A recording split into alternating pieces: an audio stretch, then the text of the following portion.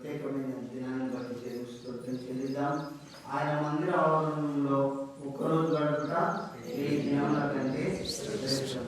ఈ శ్రేష్టమైన దినాన్ని ప్రభు మనందరికీ దయచేశాడు.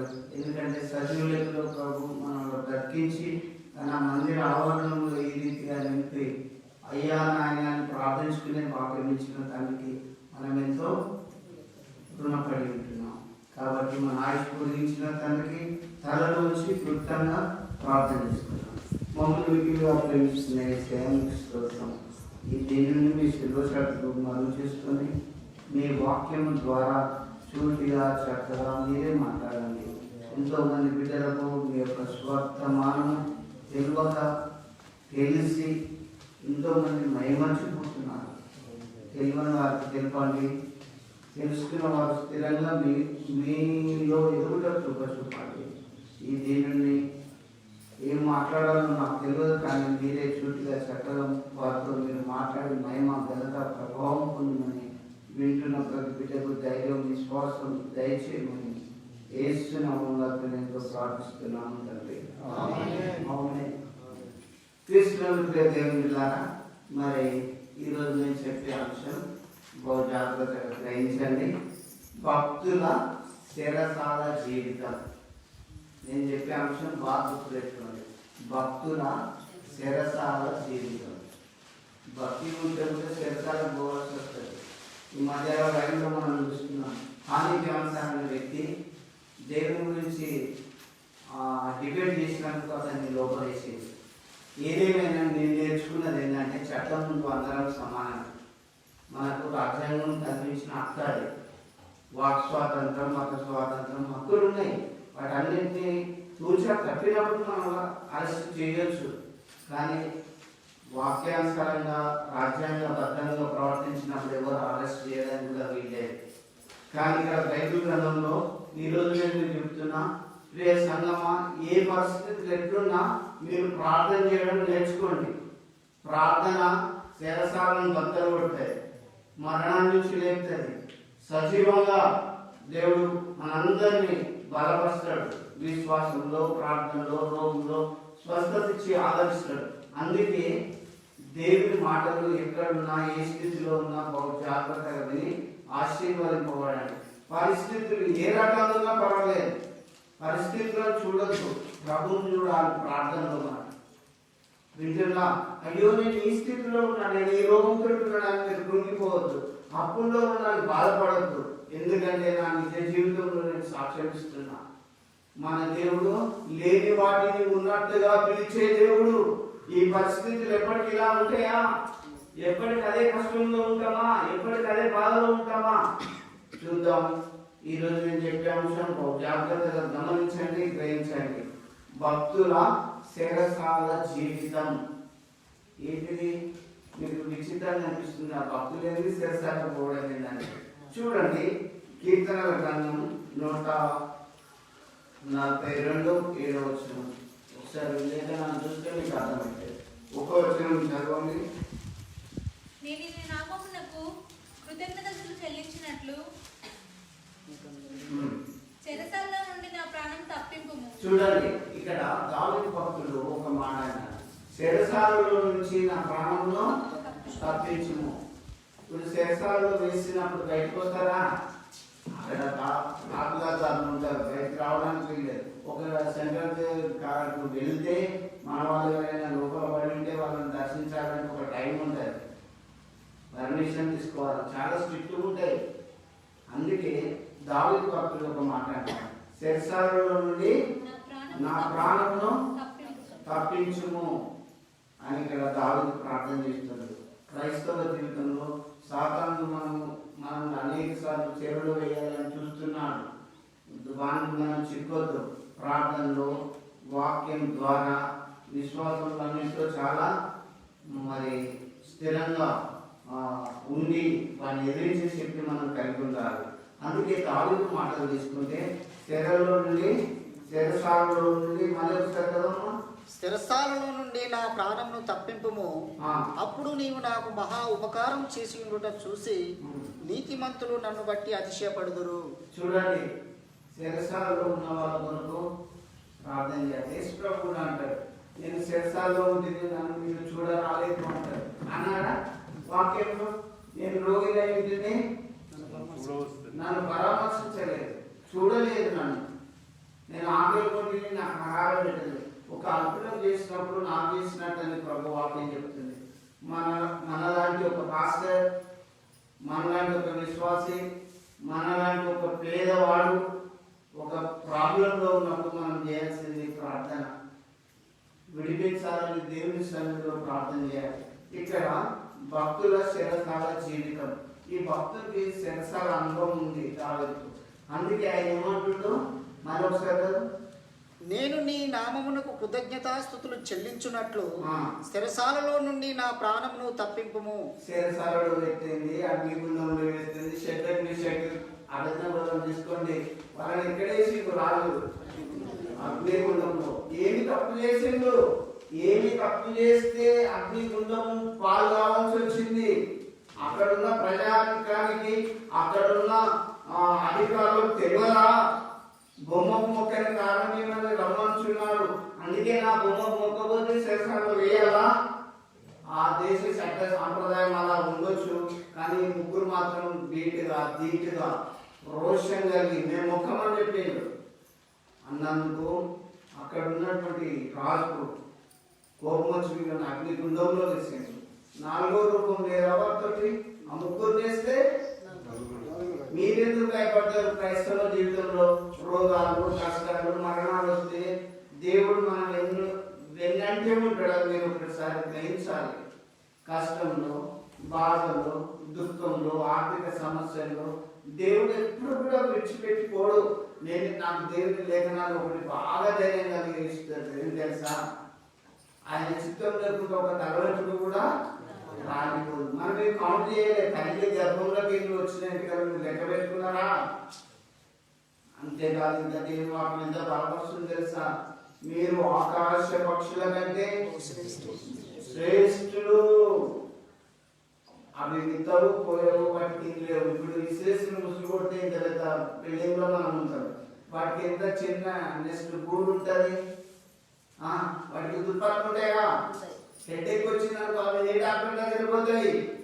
అంటే దేవుడి ఇక్కడ మనకు చెప్పింది ఏం తెలుసా? వాటికంటే మీరు శ్రేష్ఠులు. వాటిని పోషిస్తున్నా కదా, వాటికంటే మీరు మరీ శ్రేష్ఠులు అని దేవుని వాక్యం చదివిస్తుంది. ఎందుకు మీరు చింతపడతారు? ఎందుకు మీరు ఈ లోకంలో వేదన పడతారు? ఇక్కడ చూడండి, భక్తుల శిరసాల జీవితంలో కొన్ని విషయాలు నేను మీకు షార్ట్గా చెప్పి నేను ముగిస్తా. మార్క్స్ వార్తలు రండి, 6వ అధ్యాయం 14 నుంచి 20 వరకు.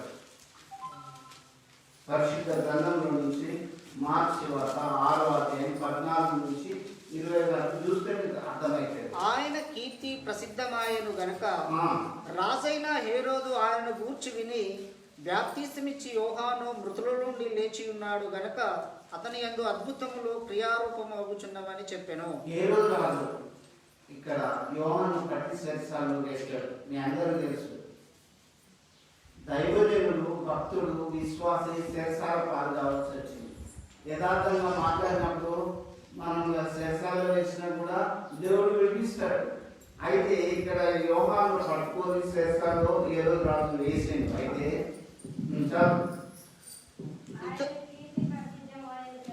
చూడండి, యోహాను యొక్క కీర్తి ప్రసిద్ధమైపోయింది దేశంలో, ప్రపంచంలో. ఆయన కీర్తి ప్రసిద్ధమైనప్పుడు మన గురించి ఎవరైనా మంచి చెప్పినప్పుడు మనకు నచ్చిన వాళ్ళు ఒప్పుకోరు. బాగా గుర్తుపెట్టుకోండి, పలానా మనుషులు అంటే ఒప్పుకోరు కొంతమంది. మరి మనల్ని అనుసరించే వాళ్ళు అవును అంటారు, కొంతమందికి ఇష్టం ఉండదు. ఆయన కీర్తి ప్రసిద్ధమైపోయింది. యోహాను చెప్పిందంతా జరుగుతుంది. ఆయన ఒక ప్రవక్త. ఆయన ఆ ప్రవక్తను పట్టుకొని యోహాను ఏం చేసి కంటిన్యూస్ చదవడానికి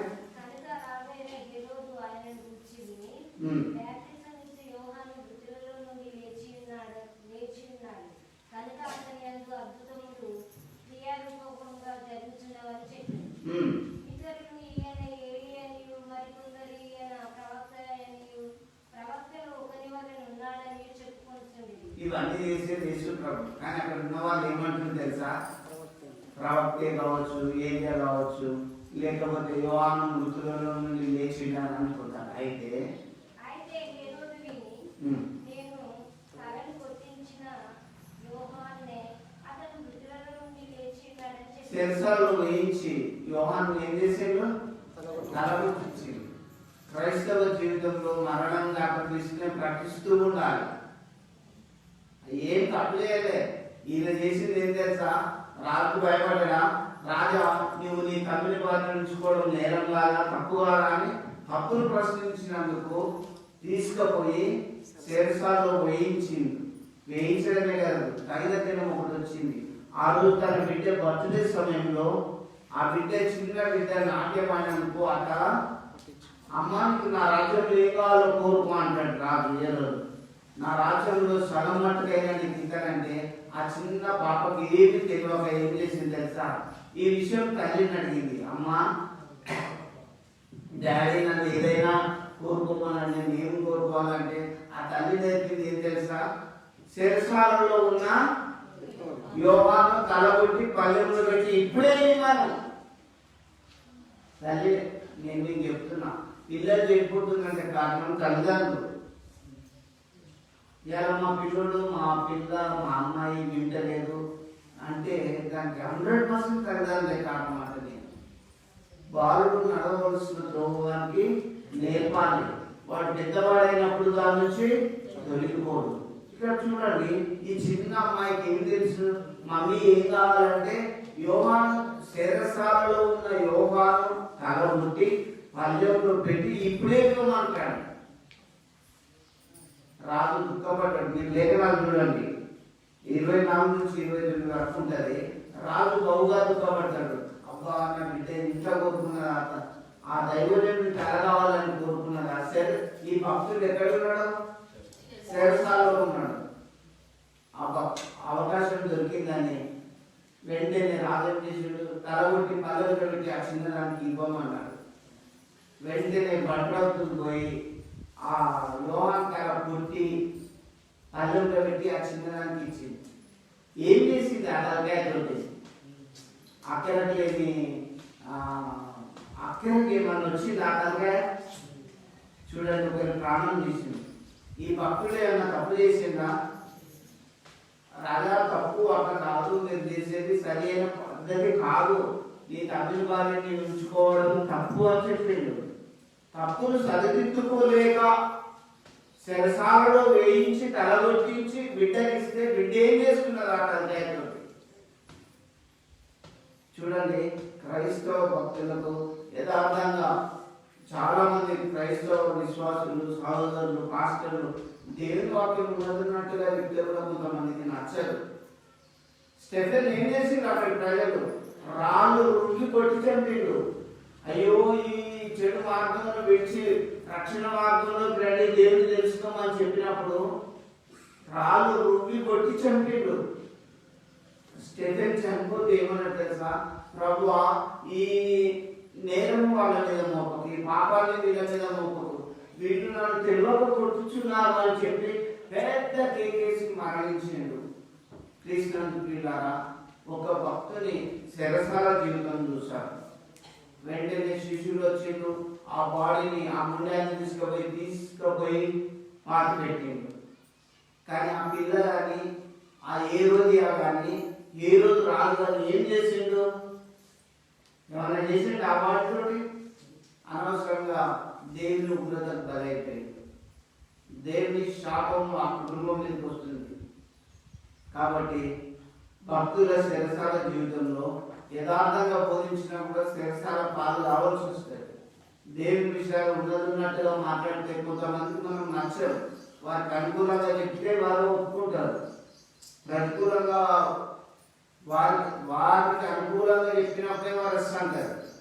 చెల్లెలు అట్టగా నువ్వు తప్పు చేయకు అన్నాను చెప్తే గురిపోతారా? కాబట్టి ఏదేమైనప్పటికీ యోహాను తలగొట్టేసింది. చూడండి, ఇంకొకటి అపుస్తల కార్యంలో దయచేసి రండి. అపుస్తల కార్యం 12వ అధ్యాయం 1 నుంచి 5 వరకు చూడండి.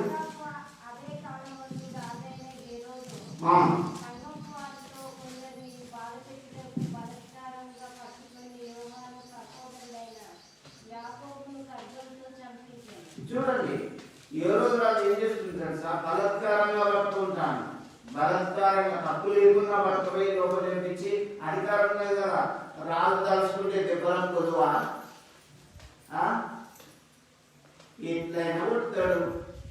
కానీ క్రైస్తవులు దెబ్బలకు భయపడేవారు కాదు, దేవునికి భయపడేవారు. వింటున్నా? ఆయన తలకాయ ఇచ్చింది ఆయన భయపడ్డా? ఇక్కడ చూడండి, ఏ రోజు రాదు అక్రమ కేసులు బనాయించి లోపల తోలేండు. చదువుకోండి విషయం. ఇది యూదులకు ఇష్టమైన కార్యమని తెలుసుకొని పేతురును కూడా పట్టుకునేది. ఆ దినంలో పులియని రొట్టెల పండుగ దినము. అతన్ని పట్టుకొని చెరసాలలో పేతురు దైవజనుడైన పేతురు ఎక్కడికి పోయిండు? చెరసాలలో పోయిండు. దేవుని వాక్యం చెప్పాడు కదా, నాకు ఎప్పటికీ ఏసీలు మంచిగా నీటుకుంటారని అనుకోవద్దు. సేవ భారమైంది. పేతురు యథార్థంగా చెప్పినందుకు పేతురు ఎక్కడైపోయిండు? చెరసాల పాలైండు. కంటిన్యూషన్ చేయాక పట్టుకొని చెరసాలలో వేయించి పస్కా పండుగైన పిమ్మట ప్రజల యుద్ధకు అతన్ని తేవాలని ఉద్దేశించి అతనికి కావలిమిటకు 4 చతుష్టములైన సైనికులను అతనికి అప్పగించాడు. చూడండి, చాలా మంది 16 మంది పోలీసులు వాళ్ళు పేతురు పారిపోతాడు కావాలని ఆయన పారిపోతాడా? ఆయన ఏం పారిపోతాడు? కంటిన్యూషన్ చేయి. పేతురు చెరసాలలో ఉంచబడని సంఘమైతే అతని కొరకు అత్యాశక్తితో దేవునికి ప్రార్థన చేశాడు. చూడండి, పేతురు చెరసాలలో ఉంచబడ్డాడు. ఎక్కడున్నాడు పేతురు? సంఘం ఏం చేస్తుంది? అత్యాశక్తితోటి ప్రార్థన చేస్తుంది. అవును, దేవుని బిడ్డలు ఎవరైనా బాధలో కష్టంలో ఉన్నప్పుడు మనకు తెలిసినప్పుడు మనం చేయవలసింది ప్రార్థన చేయాలి. అక్కడ సంఘం ఏం చేసిందో పేతురు కొరకు అత్యాశక్తితోటి ప్రార్థన చేసింది. మీరు ప్రార్థన, క్రైస్తవులు అంటేనే ప్రార్థన జీవితం లేదు కానీ అత్యాశక్తి మీలో ఉండాలి. రోగం రాని, మరణం రాని, కష్టం రాని, ఏదైనా రాని మీరు అత్యాశక్తితోటి ప్రార్థన చేసినప్పుడు దేవుడు ఖచ్చితంగా వినిపిస్తాడు. నేను మీకు చెప్తున్నా, అక్కడ ప్రవక్త సార్ ఉన్నాడు, జనం నుంచి వచ్చేది. నేను బ్రతకడు అని 9 మంది డాక్టర్లు నిర్ధారించిన తర్వాత కూడా మనం ఏం చేయలేము, ప్రార్థన చేద్దామని అందరినీ అదే హాస్పిటల్లో మొబైల్ పనిచేసి ప్రార్థన చేసినాడు సార్. నేను చూడలేదు కదా, నాకు తర్వాత చెప్పిండు. ప్రార్థన ఎప్పుడు కూడా వ్యర్థం చేయకు. ఇలాగా నేను బాగా గుర్తుపెట్టుకోండి. ఇవాళ మనకి ఏమిటి ఉండని, కష్టం ఉండని, రోగం ఉండని, అప్పులు ఉండని, ఏ స్థితిలో నన్ను ప్రార్థన జీవితాన్ని మారుతారు. 9 మంది డాక్టర్లు బ్రతకడాలంట ప్రార్థన ఏం పని చేసిందంటారా? సాక్షి, ఇగో రవి సాక్షి, నారాయణ సాక్షి. నా స్కిన్లో నా దౌడలకు అంటుకపోయింది. నేను చేసింది ఒకటే పొరపాటు, 55 రోజులు ఫాస్టింగ్ ఉండడం. అదే నేను చేసిన పొరపాటు. దేవుడు తిరిగి నా బలాన్ని నాకు 2 బలం ఇచ్చింది. నేను ఏం చెప్తున్నా, నా దేవుని బిడ్డారా, విశ్వాసారా, శిరసాలు వేస్తుంది, కష్టాలు వస్తుంది, కన్నీళ్ళు అవుతుంది, మరణం అవుతుంది. ఎప్పుడైనా ఈ లోకాలను విడిచిపోవాల్సిందే. ఇంకొక 10 ఏళ్ళు హ్యాపీగా బ్రతుకుతాం, తర్వాత మట్టికి మట్టి అయిపోవాలి కదా. రాజ్యాన్ని పరిపాలించిన రాజులు ఉన్నారా? యోధులు ఉన్నారా? ఎంత శూరులు ఉన్నారా? బాడీ బిల్డర్స్ ఉన్నారా? లోకంలో ఎవరుండని స్థిరంగా దేవుడు మరణాన్ని మనిషికి మరో చేసిండు. నువ్వు పిహెచ్డి చేస్తుంది, డాక్టరేట్ అయితేంది, యాక్టర్ అయితేంది, నువ్వు ఏ విద్యను నేర్చుకుంటేంది, మరణం వచ్చినప్పుడు వెళ్ళిపోవాలి. అందుకే ప్రభుని తెలుసుకోండి. ఏసే నిజమైన దేవుడు అని ప్రభు వాక్యాన్ని బట్టి నేను చెప్తున్నా. ఆ భక్తులను శిరసాలలో వేస్తే భయపడరా? సంఘం ఏం చేసిండు? పేతురు కొరకు బాగా అత్యాశక్తితో ప్రార్థన చేసిండు. ప్రార్థన చేసినప్పుడు ఏం జరిగింది తెలుసా? మీరు అదే కంటిన్యూషన్ అయితే షార్ట్గా మీకు చెప్తున్నా. ఏ రోజు రాజు బయటకు తీసుకురావాలని ఉన్నా కూడా సంఘం బాగా ప్రార్థన చేస్తుండ్రు. ఆ మొదటి కావాలి వాడిని, 2వ కావాలి వాడిని దాటి వేసిన తరపు చేసినట్లు ఉంటే దేవదూతలు వచ్చి తెలిసింది. ఏమైతుంది? అప్పుడున్న దేవదూతలు ఇప్పుడు లేరా? ఉన్నారు. క్రైస్తవ్యం దిగజారిపోతుంది ఇప్పుడు. ఎందుకంటే స్వార్థం వెళ్ళినప్పుడు ఆ పైకి భక్తులుగా నటిస్తున్నప్పుడు దేవుడు మన దగ్గర ఉన్నాడు. మిమ్మల్ని బట్టే కదా నా నామం దూషింపబడుతున్నది. సంఘం బలంగా ప్రార్థన చేసినప్పుడు అద్భుతం జరగలేదా?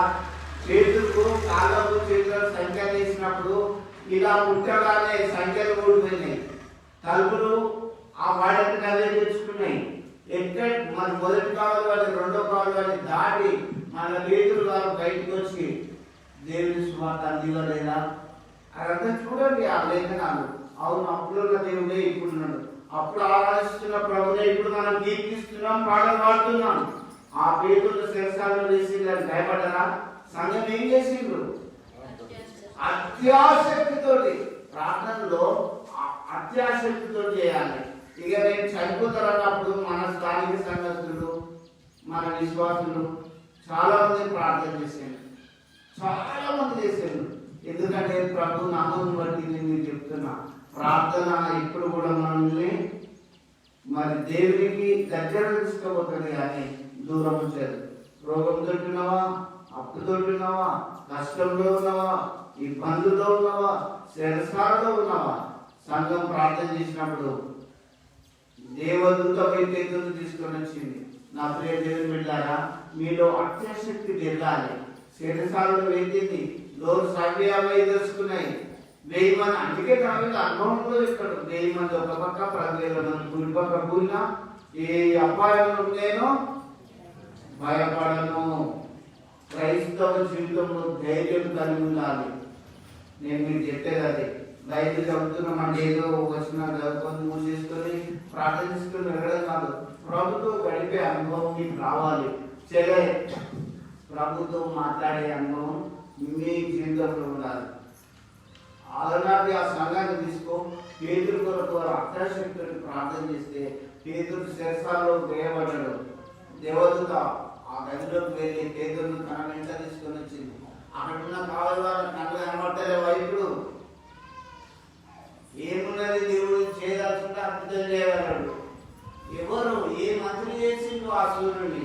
భూమి పునాది వేసింది ఎవరు? యెహోవానైన నేనే కదా. అందరి మీద నువ్వు ఈ కులం ఆ కులం అన్నదా? చట్టం ముందు అందరు సమానం అన్నట్టు అందరికి దేవుడు పగలు ఉదయాలు ఒక తీరుగా పంపిస్తారు కదా. సీజన్స్ అంటే ఒక తీరుగా లేవా? మనమైతే పాఠశాలని చూపించి ఒకరి ఒకరు నువ్వు ఈ మతం, నా రా మతం, ఇది ఈ దేవుడు, నా రా దేవుడు అని రకరకాలుగా మాట్లాడుతుంటారు. దయచేసి అలా కాదు. ఏసే దేవుడు అని తెలుసుకోండి, ప్రభుని నమ్మండి. ఇక్కడ పేతురు అయితే ఆ సంఘం ప్రార్థన విని ఆ డోర్ దగ్గరకు వచ్చి ఇలా డోర్ కొడుతుండు. అక్కడ ఆ డోర్ కొట్టినప్పుడు రోజా అని ఒక చిన్నది పేతురు స్వరాన్ని గుర్తుపట్టింది. ఏం చేసింది? పేతురు స్వరాన్ని గుర్తుపట్టింది. మీరు దేవుని వాక్యాన్ని ఇప్పుడు గుర్తుపట్టాలి, దేవుని పవర్ని గుర్తుపట్టాలి, దేవుని శక్తిని గుర్తుపట్టాలి. దేవుడు ఏనాడు కూడా విడిచిపెట్టుకోవడం మిమ్మల్ని. మీరు విడిచిపెట్టిపోతారు, మీరు దేవుని మర్చిపోతారు. కడుపు నిండిన వారికి ఆకలి గురించి తెలుస్తుందా? ఈరోజు కడుపు నిండిన తినగానే మనకి ఏమొస్తుంది? నిద్ర వస్తుంది. ప్రభుతో మాట్లాడే అనుభూతి సంబంధం దగ్గరగా ఉంటే ఏ దేవుడు నీ గుడారము సమీపించదు. వచ్చినా కూడా పోతాయి. ఏ దేవుడు, ఏ రోగం, ఏ కారణం వచ్చినా దేవుడు విడిపించడానికి సిద్ధంగా ఉంటాడు. అందుకే ఇప్పుడు ఎవరెవరు పోయింది శిరసాలకు? యోహాను పోయిండు, ఇంకా పేతురు పోయిండు, యాకోబు ఎవరు వేసిండు? చూడండి, అదే అపొస్తలుల కార్యం 16 నుంచి చూడండి. లేఖనాలు చూస్తే మీకు తెలిసే. అపొస్తలుల కార్యం 16వ అధ్యాయం 16వ వచనం నుంచి. మేము ప్రార్థనా స్థలమునకు వెళ్ళుచుండగా పుతోను అను దయ్యం పట్టినదై సోదె చెప్పుట చేత తన యజమానులకు బహులాభము సంపాదించుచున్న ఒక చిన్నది మాకు ఎదురుగా వచ్చెను. చూడండి, ప్రార్థన స్థలానికి పోతుంటే పుతోనని దయ్యం పట్టింది. పౌలు స్త్రీలకు ఎదురుగా వచ్చింది. వచ్చినప్పుడు వీళ్ళు ఏం చేసింది తెలుసా? సైనా ఆ చిన్న బిడ్డను వదిలిపోవాలని వదిలిపోయింది. వదిలిపోతే ఆమెను సాగుకునే వాళ్ళు ఏం చేసింది తెలుసా? మాకు వచ్చే లాభసారం అంతపోయిందని పౌరును స్త్రీలను పట్టుకొని శిరసాలను వేయించింది. ఇది చేసింది అంటే ఆమెకుంటే దయ్యం అట్లనే ఉండాలి కానీ ఎందుకేలా కొట్టినావు? ఏ రోజుల తప్పు చేసేది ఏమి ముక్కుసుడిగా మాట్లాడినట్టు యోహాను శిరసాలు వేయించాడు. చూడండి, ప్రతిది కూడా ఉన్న కాడికి మాట్లాడితే కష్టం. నీతి వాక్యములు, నీతి దేవుడి గురించిన జ్ఞానం లోకానికి తెలియజేయడం, సువార్త అందించడం లోకంలో తప్పుగా భావించే వాళ్ళు చాలా మంది ఉన్నారు. వచ్చి చూస్తే హీలింగ్స్ ఏంటో తెలుస్తుంది. ఇక్కడ చూడండి, ఆ 16 పౌరు శీలలు ఆ చిన్నదాన్ని బాగు చేసినందుకు శిరసాల్లో వేయించింది. వేయించడమే కాదు, విస్తారమైన దెబ్బలు కూడా కొట్టింది వాళ్ళని.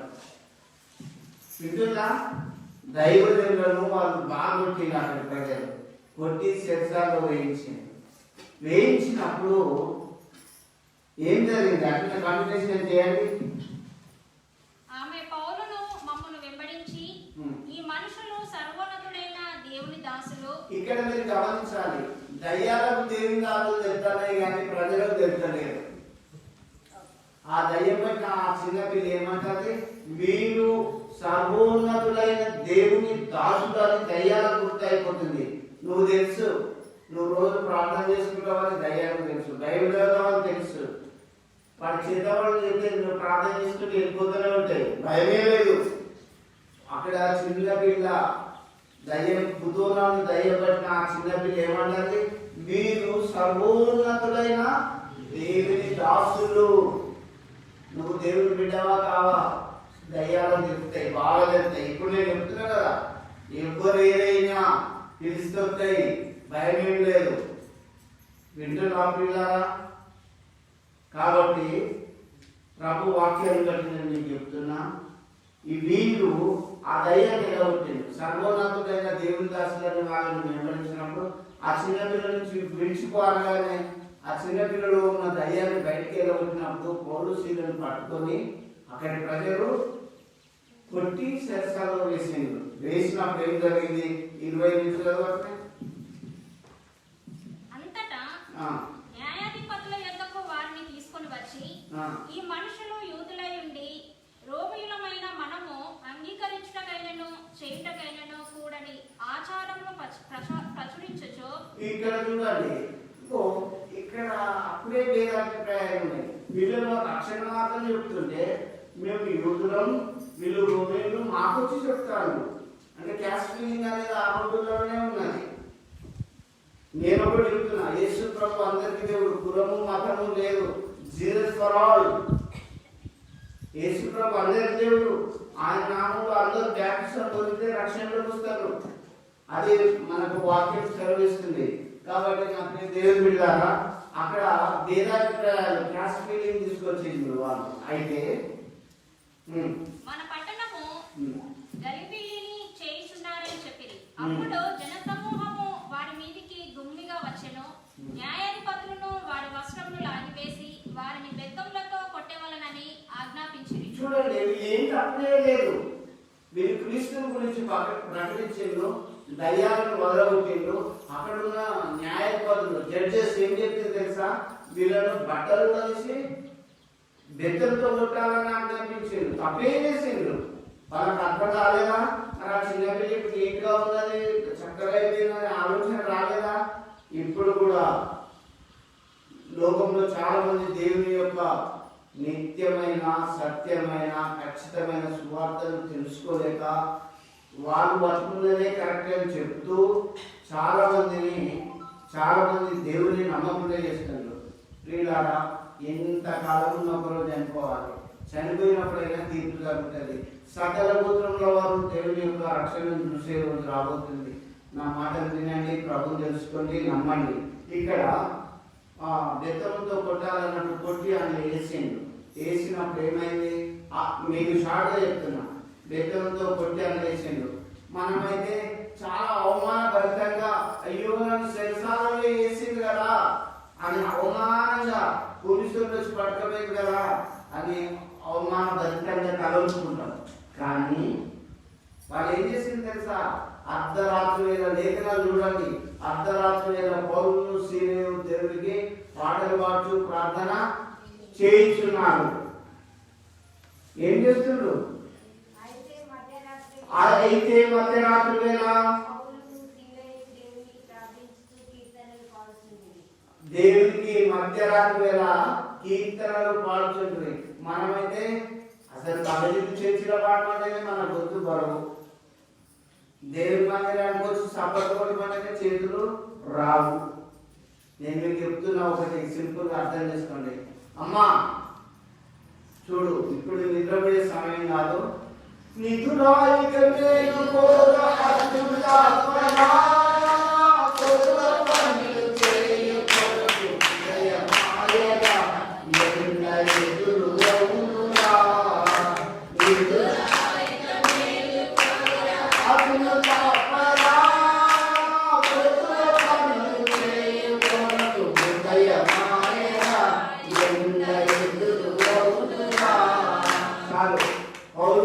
విస్తారమైన దెబ్బలు తిని వాళ్ళు మధ్యరాత్రి వేళ దేవునికి ప్రార్థన చేస్తున్నారు. దేవునికి ప్రార్థన చేసినప్పుడు ఏం జరిగింది? అక్కడ శరసాల తలుపులు వాడంటే అవే తెలుస్తున్నాయి. ఖైదీలు అందరూ పారిపోయిందని శరసాల నాయకుడు కత్తి తీసి తను తాను చంపుకొని పోయిండు. అయితే పౌరుషులు ఏమన్నారు తెలుసా? నువ్వు ఏ హాని కూడా చేసుకోవద్దు, మేమందరం ఇక్కడే ఉన్నాం అని చెప్పినప్పుడు, అయ్యలారా రక్షణ పొందడానికి నేను ఏం చేయాలని వారు వచ్చి శరసాల అధిపతి రక్షణలోకి వచ్చాడు. లోకం మారాలి అంటే, లోకం దేవుని తెలుసుకోవాలంటే ప్రతి ఒక్కరి జీవితంలో, క్రైస్తవ జీవితంలో ప్రార్థన విశ్వాసం బలంగా గట్టిగా ఉండాలి. వింటున్నా? ప్రార్థన లేకపోతే ఏదో నామకే వాస్తే చెప్పి ఇలా ఆగవడం చెప్పి ముగించుకొని మనం వెళ్ళిపోవడం కాదు. అనుదినం ప్రార్థన చేయాలి. ఈ పౌరుషీలను శరసాల్లో ఆ కుటుంబాన్ని రక్షించేది. మీకు ఒకటి జ్ఞాపకం చేస్తున్నా, పౌరుషీలను విస్తారమైన దెబ్బలు తినప్పుడు బాధపడవచ్చు, శరసాల పోయినప్పుడు బాధపడవచ్చు. కానీ అయ్యగారా వారి గాయాలు కడిగి ఏ చేతులు అయితే కొట్టినాయో ఆ చేతిలో వచ్చి వారి గాయాలు కడిగి దీపం ముట్టించి ఆ రాత్రి, ఇప్పుడు అంటే మనకు రైతులు ఉన్నాయి, అప్పుడు ఆ రోజుల్లో దీపాలే కదా, దీపం ముట్టించి రక్షణ పొందడానికి నేను ఏం చేయాలి? ఇదే రక్షణ సువార్తను క్రైస్తవ పాస్టర్లు, విశ్వాసులు, సంఘాలు లోకానికి ప్రకటిస్తున్నారు. ఇదేదో తప్పుగా భావించి అనే జనులు వీళ్ళకి లేస్తున్నారు. కానీ ఒక్క రోజు క్రీస్తుని చూసే రోజు రాబోతుంది. ఏ ఒక్క శరీరం కూడా తప్పించుకోలేడు. ఇగో ఆ శరసాల నాయకుడు వచ్చి అయ్యలా రక్షణ పొందడానికి నేను ఏం చేయాలి అని వెంటనే అదే రోజు తన కుటుంబంతో సహా అందరూ వచ్చి బాప్తిసం పొందినట్లు మనం చూస్తుంటున్నాం. దేవుని బిడ్డలారా, ఎంతమంది దైవజనులు శరసాల పాలయంలో మీరు యోచించాలి. యోహాను, ఇంకా పేతురు, పౌలు సీలలు, ఇంకోటి చెప్తా, షార్ట్ గా చెప్పేస్తా. ఆదికాండం 39 అధ్యాయం 20 నుంచి చెప్తున్నారు. షార్ట్ గా చెప్పేస్తా. పరిశుద్ధ గ్రంథంలో నుంచి ఆదికాండం 39వ అధ్యాయం 20 నుంచి. అతన్ని పట్టుకొని రాజు ఖైదీలు బంధింపబడి చెరసాలలో వేయించెను. యేసేపును పట్టుకొని ఖైదీలు బంధింపబడి చెరసాలలో వేసాడు. యేసేపు ఏ తప్పు చేయలేదు జీవితంలో. వీటిలో రాజు తన భార్య చెప్పిన మాట విని యోసేపును చెరసాలకు పంపించింది. నేను మీకు చెప్తున్నా, కులం నీకు లేదన్నా, కొడుకు పెళ్లి కాదన్నా, ఈ కులంలో నీకు ఎవరు ఏమి ఇవ్వలేదన్నా ప్రభు ఇచ్చాడు. ఈ కులం విశాలత చేసేవాడు, లేని వాటిని దేవుడు ఉన్నట్టుగా పిలిచే దేవుడు నీ జీవితాన్ని ధన్యం చేస్తాడు. కులం వైపు, జనం వైపు, లోకం వైపు చూడదు, అన్నీ కూడా తగ్గించిపోతున్నాయి. ప్రభు వైపు చూస్తూ ఒక దివిటిలాగా దేవుడు. ఇక్కడ చూడండి, ఆ శరసాలు వేసినప్పుడు ఆ శరసాలలో కూడా కరళభావం చెప్పింది. కరళభావం చెప్పినప్పుడు రాజుకు కలబడుతుంది. రాజుకు కలబడ్డప్పుడు ఏం చేసింది? ఆ ఎవ్వరు శకునగాను, విద్యావంతులను, జ్యోతిష్యులను ఎవరికి ఇచ్చినా కలభావం చెప్తలేరు. రాజేమన్నాడు తెలుసా?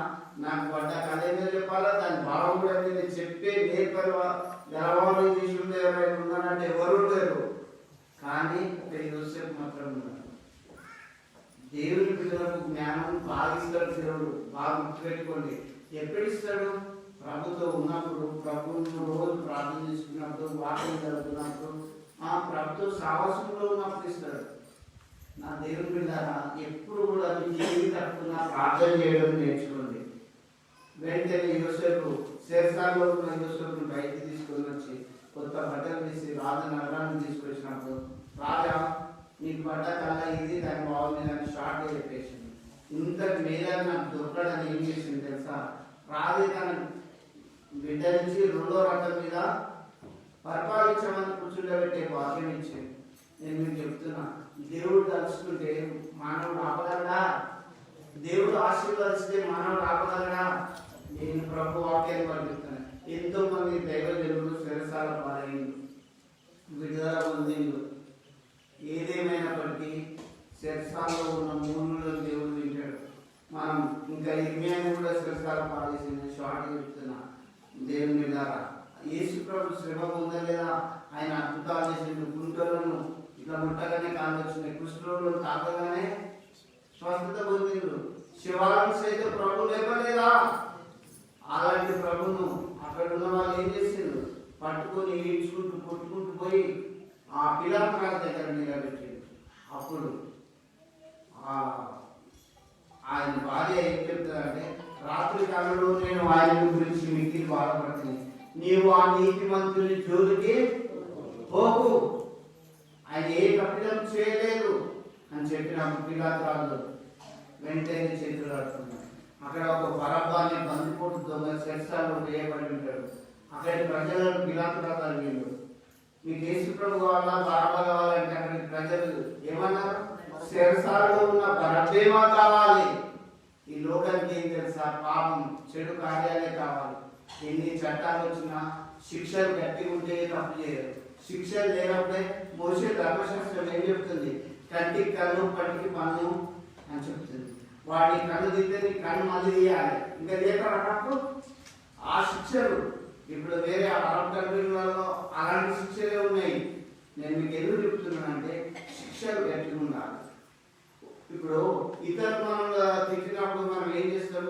వాళ్ళ ప్రార్థన చేస్తున్నాం. క్రైస్తవ పాస్టర్లు విశ్వాసులు ప్రార్థన చేస్తున్నాం. లేనిపోని నిందలు అవమానాలు హింసలు పెట్టి లోపలేసినప్పుడు మనం చేయవలసింది ఒకటే, ప్రార్థన చేయాలి, విజయం ప్రభుత్వం సాధించాలి. దేవుడు శిరసాల్లో ఉన్న వారి భక్తులను ఏ రీతిగా పెట్టించిందో మన మధ్యలో ఎవ్వరు అవిశ్వాసంలో ఉన్న విశ్వాసం పెట్టండి, దేవుని వైపు చూడండి. ఆ భక్తులను విడిపించినట్టు నీ జీవితంలో కష్టాలు శ్రమలలో నుంచి దేవుడు విడిపించి మిమ్మల్ని ఆశీర్వదిస్తారు. దేవుని బిడ్డలారా, దేవుని వాక్య భాగంలో షార్ట్గా మీ లింగిలో ఆయన ఆశీర్వదించుకున్నాక ప్రార్థించుకుంటాం. ప్రార్థన. జీవులను మా తండ్రి, మా ప్రభువానికి స్తోత్రం. అవును తండ్రి, నీ భక్తులను ఎంతో మంది శిరసాల జీవితంలో నుంచి విడిపించావు. అవును ప్రభా, మా మధ్య తండ్రి మరి మా దేశంలో మా రాష్ట్రంలో ఎలాంటి మత అల్లకల్లోలు మరి మత విధ్వంస ముందు లేకుండా మీ చర్యలు కాపుదల భద్రత దయచేయండి. అధికారుల కొరకు ప్రార్థనిస్తున్నాం, నాయకుల కొరకు ప్రార్థనిస్తున్నాం, జడ్జీల కొరకు ప్రార్థనిస్తున్నాం. మంచి తరపులు ఆలోచన ఇచ్చి అన్ని మతాలను సమానంగా గౌరవించే వారిని దయచేయండి. ఇలాంటి భక్తులను అనవసరంగా జైలు పాటు చేసి చిత్రహింసలకు గురి చేసి ప్రాణాలు చేసేటువంటి రోజులు రావద్దు ప్రభా. తండ్రి, ఇప్పుడు నీ బిడ్డల్ని వాక్యం విన్నారు తండ్రి, ప్రత్యేకంగా వారి ఇంటిలో ఆశీర్వదించండి. ఏ సమయంలోనైనా సవాళ్ళను స్థుతించే బిడ్డలుగా వారితో మనం ప్రార్థిస్తున్నాం. ఇదిగో తండ్రి, కష్టంలో, బాధలో, రోగంలో, వేదనలో, శరీరంలో, దుఃఖంలో అన్నింటిలో నిన్ను స్మరించి, నిన్ను తలంచి, నిన్ను ప్రార్థించి, నిన్ను స్థుతించే బిడ్డలుగా వారిని దీవించమని ఈ దీనిని మనం చేసుకుని మాట్లాడిన వందనాన్ని చెల్లిస్తూ యేసు నామములో ఎంతో ప్రార్థిస్తున్నాము తండ్రి. ఆమేన్.